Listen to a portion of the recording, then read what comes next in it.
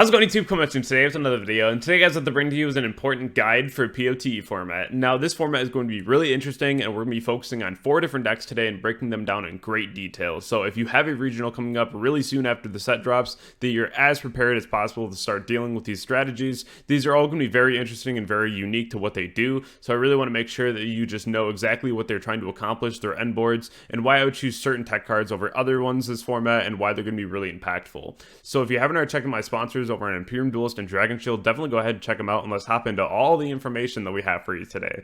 So the first one that I want to cover is going to be Math Mech. So the first thing that I want you to understand is that if Diameter is in the loop, that the X-Seed or the Synchro monster that is summoned using Diameter will have a negation for that turn, just the turn that it's summoned, and it also only negates effect, it does not destroy.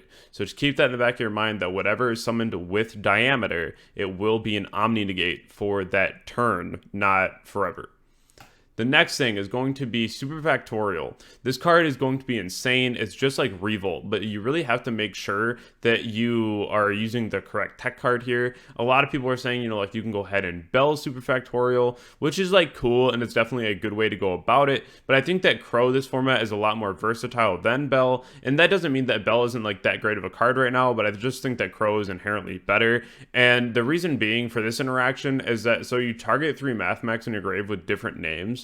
And so what's really cool with this one, though, is they have to be different names. So even though the Diameter is in the graveyard, they can't target multiple Diameter. So you can just go ahead and Crow Diameter, and then you don't have to deal with the Xyz Trishula. You just watch them essentially search another card with the other Xyz. So it's not even that big of a deal. You're like, all right, cool, you get a Roto, whatever. You don't have a Omni Negate on board, and also you're not Trishing me. So like super nice. You just go ahead and Crow out the Diameter from their graveyard. And again, Crow should probably be in your main deck next format, especially hit things like Ronin Totem against the Sprite deck, but we'll talk about that a little more down the line. So the next thing is that if you are playing against Math Mech, make sure that you can deal with the 3k towers, depending on how this is made, but usually it's just a 3k towers in the EMZ. Usually it's very easy to deal with, so just make sure that if you have like access code in your deck or whatnot, you're just making sure that you have a clean line to summon access code and then go ahead and beat over the final Sigma. Very important just to note here. The next thing, though, is that the circular specifically says that you can only attack with 1 monster for the rest of the turn. Yes, that is neat, because at that point you might feel like, oh, I'm not going to get OTK'd. But you got to realize they're all Cyrus monsters, so they can still go update Jammer into access code, so you're still able to get OTK'd. Just make sure that if you have like Veiler, at that point you're probably just holding it for the access code, so you don't actually get the 10,600 damage on you. Like, I'm pretty sure that's what it is. But it's a lot of damage, so make sure that you avoid that at all costs. Now, Exorcister. Exorcister is a deck that a lot of people are already writing off, including myself, to be completely honest. I don't feel like this deck is going to be that good, but that's not to say that the deck won't surprise many people, and it also is not to say that it's not very good against Tier Element. So you definitely want to go ahead and Ash Vadis if you are going second. If you're going first, you just go ahead and Ash the Malfa. But you just want to go ahead and Ash the Vadis if you are going second, because especially if you're playing Tier Element and they flip this in draw phase, it's going to be really hard for you to attempt to play the game, because they also have a card called Ophiel in the extra deck that can go ahead and be a Dweller. So there's a lot of very problematic cards that are in the extra deck for Tier Element against Exorcister. So again, if you are going second, make sure that you're Ashing Vadis. Also, do not go ahead and start activating cards in the graveyard if you see your opponent's on Exorcister and they have sets. Because if you activate that card in the graveyard and then your opponent chains Vadis, it's just as bad. So make sure that you are playing around this as much as possible. If you have to just go normal summon and like attack, then it's what it is. But just don't play into this card as much as you can, because this is just going to go ahead and net so much free advantage. The other thing too, D-Barrier against Exorcister, just collect Seed. It's a free game. The next thing is going to be using Ghost Ogre against the Exorcister monsters. They have to use the card that's activating as material, so if you go ahead and Ghost Ogre it, the Xyz won't come out and the monster will just go to the graveyard, resolving without effect. So very, very nice, a very, very cool interaction. Now, so the 2 big decks that we're all looking at for next format, right? First one being Tearlament. So Tearlament is going to be really strong in my opinion. I think that it's better than Sprite. So DD Crow on any of the tier elements in the graveyard is really good because of the fact that you can go ahead and just banish it. And much like the Exorcist or monster on the board, the tier element in the graveyard has to be that exact card that you use to recycle and fusion summon. So if you go ahead and crow that target, then they will no longer be able to fusion summon. It will resolve without effect. Also, if you're trying to combo turn 1, whether you're playing like Dragon or like Punk Synchro, and then your opponent activates the Hoffiness in hand, ash it immediately, because if they mill into a tier in the grave and they have like a Shadal in hand, or they mill a tier and a Shadal, it's Winda turn 0. So if you don't have like an answer for a Winda, then you just lose to Winda. So just make sure that you are holding Ash for the Hoffiness, and this is why I feel like Ash should be in everyone's main deck right now, just because this is another really broken card, especially if you're trying to combo. You just want to go ahead and shut this down as soon as possible. You can also go ahead and Ghost Ogre on Drago Stapelia. I think that this is really cool. A lot of people don't know this, but Drago Stapelia is also one of those cards where if you go ahead and use its effect to negate a monster, the second the Drago Stapelia is off the board, your monster will no longer be negated, because it's only while Drago Stapelia is face up on the field. So if they do chain Drago Stapelia to negate your monster, and then you chain Ogre, the monster that would have been negated is no longer even able to be negated. So just a really cool card here in the interaction. I really like using Ghost Ogre at this format. It's probably going to be in my main deck as well as Crow. I think that all the decks that are still using the Enchantress package is still going to be really good to go ahead and hit the Fatefuls as well.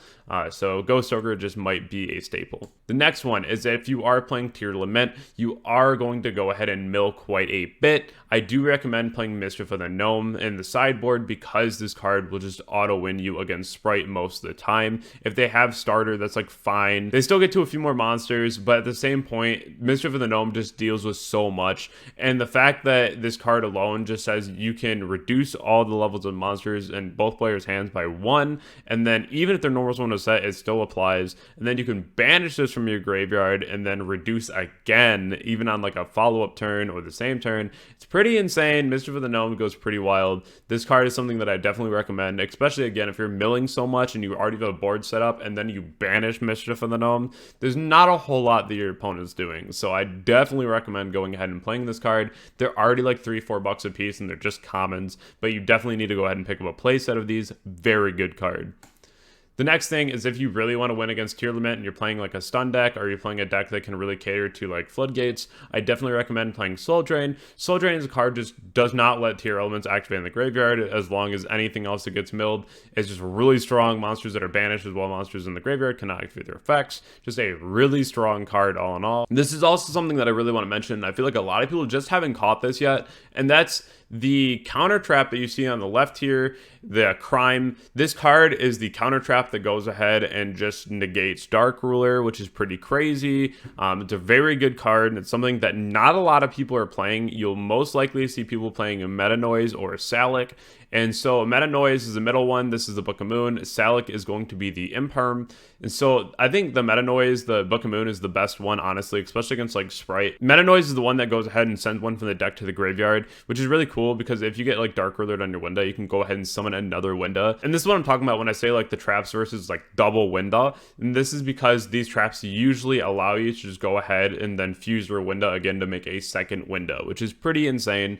So these are the ones that you really got to look out for. But what a lot of people haven't caught yet is that they're always trying to deal with like the Winda. They're trying to deal with like the Drago Stapelia.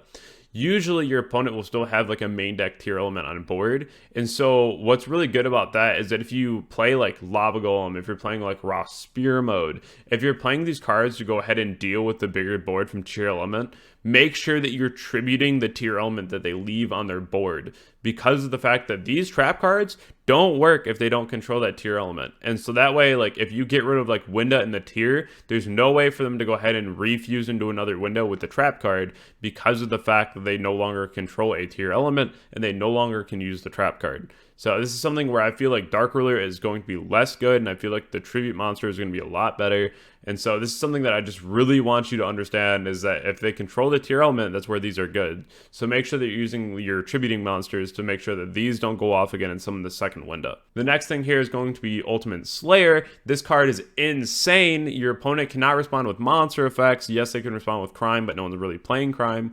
Send one monster from your extra deck to the grave. Target a monster your opponent controls with the same type. Return it to the extra deck. So this is another option. If your opponent has like Winna on the board, you can go ahead and go Ultimate Slayer, go and send Entus, and then return Winda. Entus pop the tier element, and then their trap card you usually can't activate because it has to respond to something that you're doing. The only thing that would be able to respond would be the crime, but again, most people are playing the Salic or the Meta Noise, and those cards only respond if your opponent controls a monster. So very, very nice. This is just one of those things where I feel like a lot more people are going to start playing crime because of the fact that Ultimate Slayer and other cards exist like Dark Ruler, but I really do like this card a lot. This card's insane. Being able to send even Toad and then just keep recycling Toad too, so you can keep using your Ultimate Slayers. The card is just very good, and I highly recommend picking up this because I think this is going to be very good moving forward in the game. And then last but not least, the deck plays Buguska, so if you're playing like D-Barrier, just know that you have to also have a way to deal with cards like Buguska because they're still going to be summoning them if you go ahead and hit them with like a D-Barrier. What's really cool too is that if your opponent doesn't summon Buguska and they summon Dweller instead, and then you commit to your board, and then they have a Hoffinus, they can still go ahead and use Hoffinus and then mill cards, even when your opponent's Dweller, because of course it doesn't affect you, so then you can go ahead and try to summon a Winda that way. So there's still a lot of really cool counterplay to getting hit by like D-Barrier in this deck, where the Despy deck really didn't have that. So I think that's really unique about the deck, and I think that it just has so much counterplay that Tier Element is just going to be the better deck all in all. So talking about Sprite though. So Sprite has a package that we saw in the OCG being the Dark Beckoning Beast, and I think that's really cool because it plays around Winda because it's just two normal summons. You go normal Dark Beckoning Beast, search the spell, get another Beckoning Beast, normal summon that, and then you can overlay for Centuria and then just swing into the Winda and return it. Or you can go ahead and go into your Codebreaker, which then you can go ahead and swing over a Winda that way as well. Granted, they don't have the field spell. But the other thing that I really enjoy about like the Codebreaker in the deck is the fact that you can go Beckoning and a Beckoning, go Codebreaker, and then you can deck Devi in the mirror match, which is pretty cool. This is something that I thought was really unique about the OCG list that they were doing. So this is something that you can definitely consider. The other thing too is that the Dark Beckoning Beast package also allows you to get into Djinn Buster. So if you're worried about things like Gamma, you can go into your Gigantic under the Djinn Buster, and then you can negate Gamma, and then of course they can't use Gamma again because of Gigantic's effect. They can't summon Driver. So that's why I personally really enjoy the Beckoning Beast package in the deck, because it just plays around quite a bit, and it also just gives you a little bit more of an edge through a lot of hand traps. So I really like this engine a lot. I think that's going to be very helpful moving forward.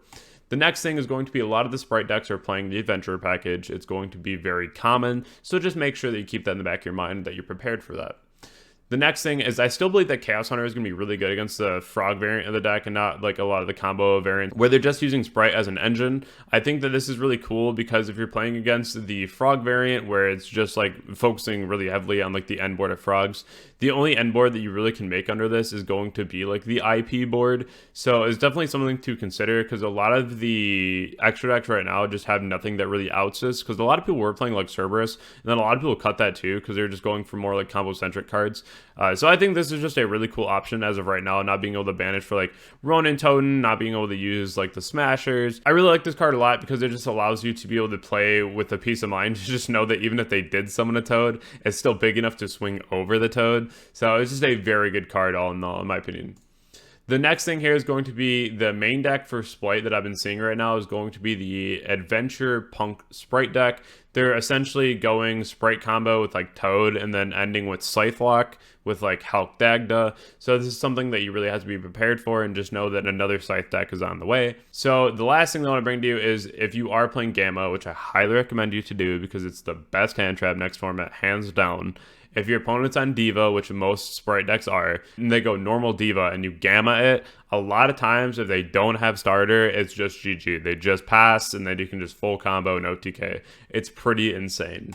I hope this video helped you. There's a lot of information here today to really go over and make sure that you're just coming back to the video and really making sure that you are prepared for the format and know what decks you're trying to accomplish and how to counter them. If you haven't already checked out my Discord, Twitch, Twitter, and Instagram, definitely go in the description below, check them out. And then if you need a coaching session over at Metafy, definitely feel free to hit me up and we can talk about that. Have a wonderful night, and I'll catch you all in the next video. Thank you.